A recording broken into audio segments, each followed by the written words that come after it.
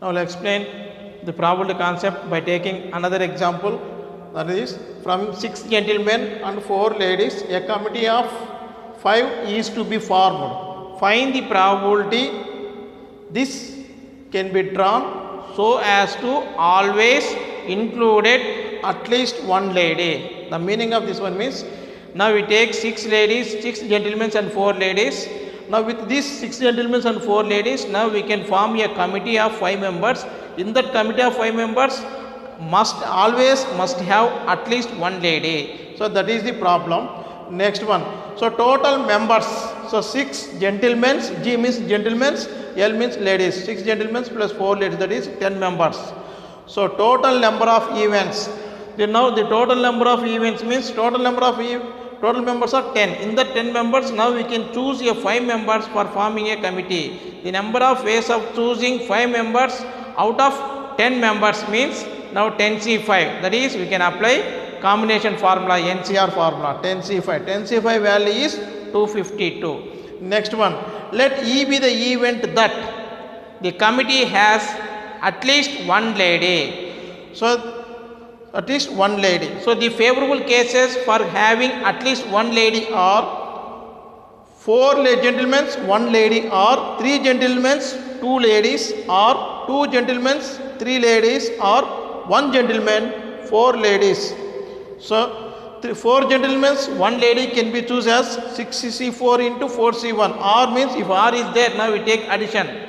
So 3 gentlemen can be taken as 6C3 into 4C2. Next, 2 gentlemen and 3 ladies can be chosen as 6C2 into 4C2. So next, R means addition plus. Next, 1 gentleman can be chosen from 6C1 into 4 ladies can be chosen from 4 ladies, 4C4. So this value 6C4 into 4C1 value is 60. 6C3 into 4C2 value is 120. 6C2 into 4C2 value is 60. Finally, plus 6C1 plus 4 into 4C4 is equal to 6.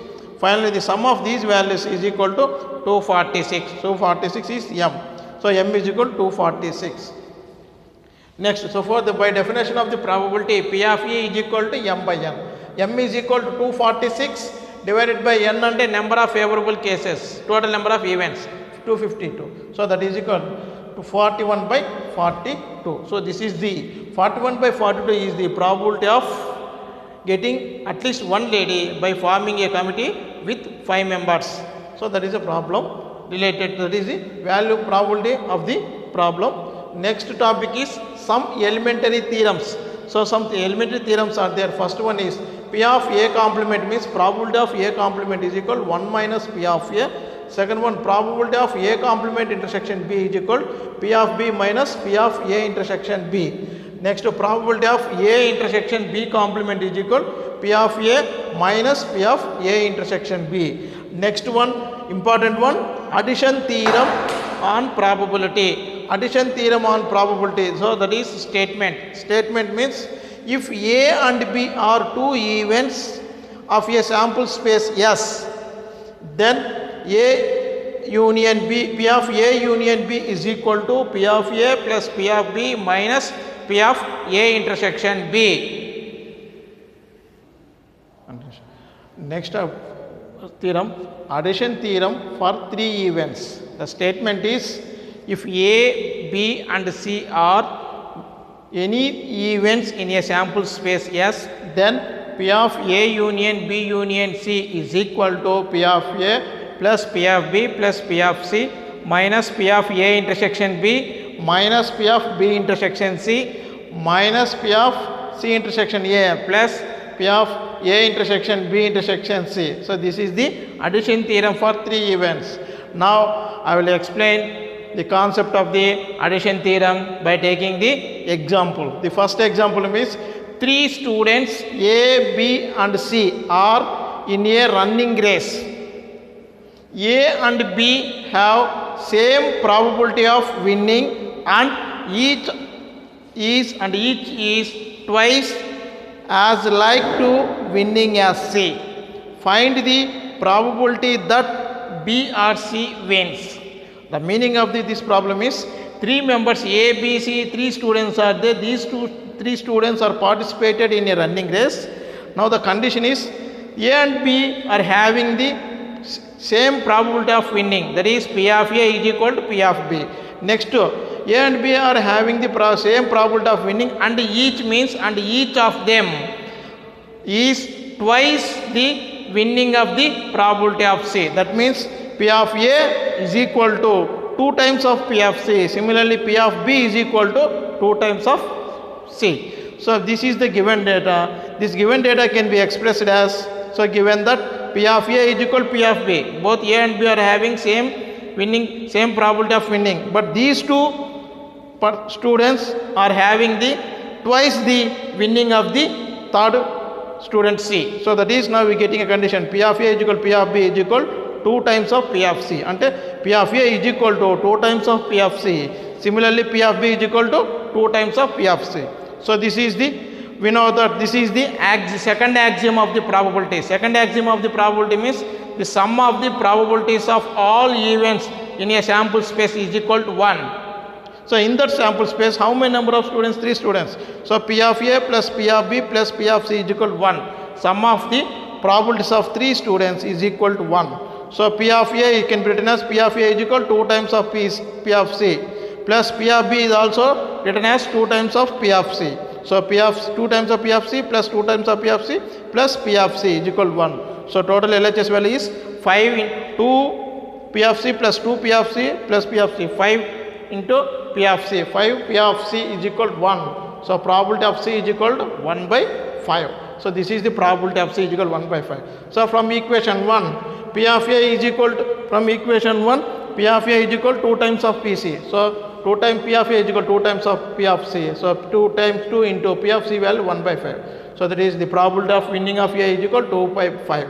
Similarly, from equation 1, the probability of B is equal to 2 times of probability of C. 2 into P of C is equal to 1 by 5. So probability of B is equal to 2 by 5. So next one.